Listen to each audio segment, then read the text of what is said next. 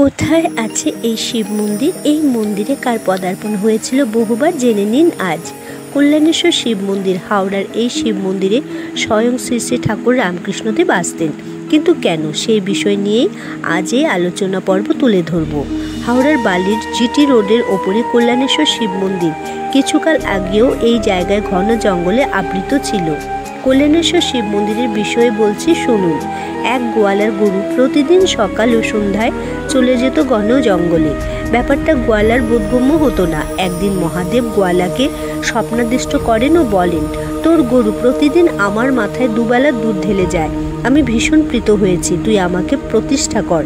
তারপরেই কল্যাণেশ্বর শিব মন্দিরের প্রতিষ্ঠা হয়। ঠাকুর শ্রী শ্রী রামকৃষ্ণ পরমহংসদেব বহুবার এই মন্দিরে এসেছেন ও সমাধিতে আবিষ্ট হয়েছেন। ঠাকুর বলতেন, কাশী বিশ্বনাথের মন্দিরে গেলে যে পুণ্যটি হয়, এখানে এলেও সেই একই পুণ্যি হয়।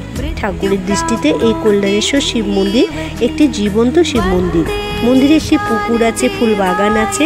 মন্দিরটি দেখতে খুব সুন্দর। আসুন বন্ধুরা, সময় করে একবার কল্যাণেশ্বর শিব মন্দিরটি দর্শন করে যান।